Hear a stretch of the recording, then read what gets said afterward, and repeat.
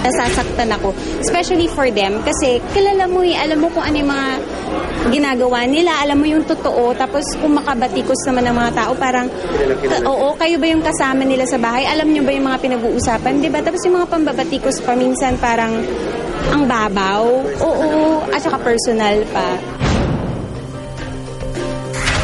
Hindi na raw dapat manibago ang kanilang mga tagahanga. Sa tambalang Barbie Forteza, Derek Monasterio, nakikiliti sa abagang fantaserye ng GMA, ang Parowa, ang kwento ni Mariposa.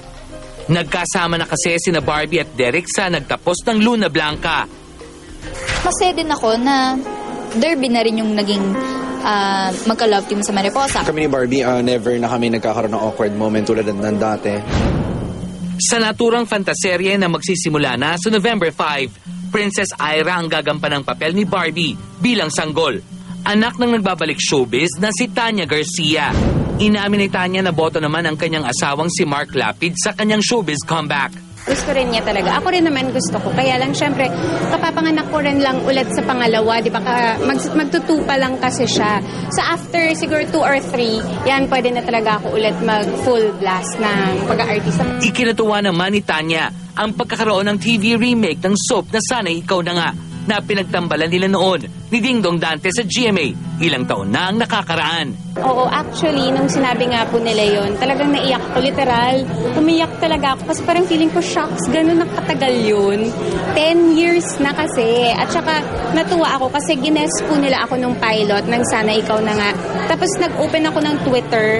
Kabubukas ko lang ng Twitter nung yung Sana Ikaw Na Nga. Ang dami talaga nag-tweet. At naaalala pa nila ang Carlos Miguel at Cecilia na kami ni Dingdong.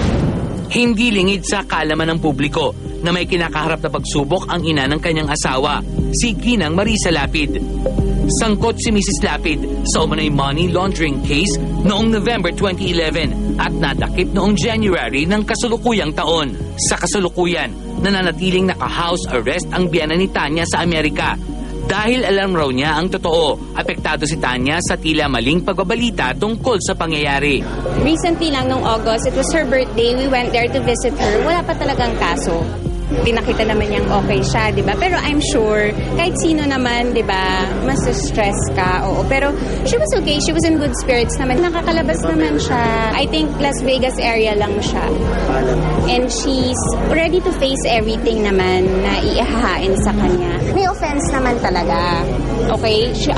Nakapagdala talaga siya ng money, pero not as big as what's coming out kasi sobrang exage. Talagang pagkakamali lang, hindi niya na-declare. Yun naman talaga. And she's, naman siya, tanggap naman niya, alam niyang mali niya talaga yun.